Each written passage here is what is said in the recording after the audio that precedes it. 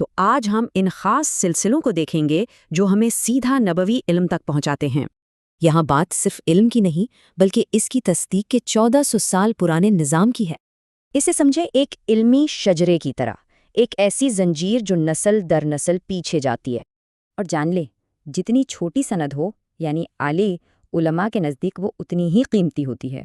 چلیں امام بخاری تک جانے والی ایک سند کو مثال کے طور پر دیکھتے ہیں۔ یہ ایک مستند سلسلہ ہے 15 کڑیوں کا۔ ہر عالم نے اگلے عالم تک علم پہنچایا، یعنی اس سند کے ذریعے صرف 18 لوگ ہمیں براہ راست نبی اکرم صلی اللہ علیہ وسلم سے جوڑتے ہیں۔ لیکن یہاں سوال یہ ہے، کیا چھوٹی سند ہمیشہ بہتر ہوتی ہے؟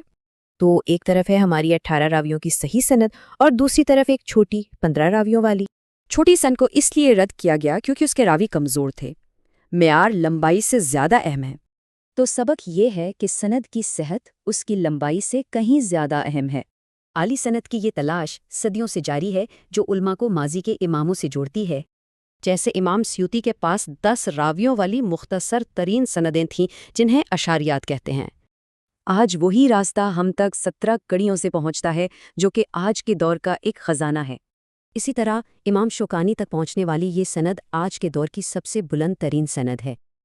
اور شیخ محمد بن عبد الوہاب تک تو یہ سلسلہ صرف 4 راویوں کا ہے۔ لیکن یاد رہے، ہر سند کی تصدیق ضروری ہے، چاہے وہ کتنی ہی مشہور کیوں نہ ہو۔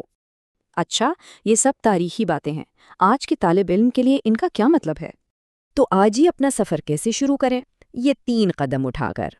تو خلاصہ یہ ہے، راویوں کا بھروسہ اور سند کا تسلسل ہی اصل بنیاد ہے، اختصار تو بس ایک بونس ہے۔ آخر میں یہ صرف کاغذ محفوظ کرنا نہیں، بلکہ نبی اکرم صلی اللہ علیہ وآلہ وسلم سے ایک زندہ تعلق کو محفوظ کرنا ہے۔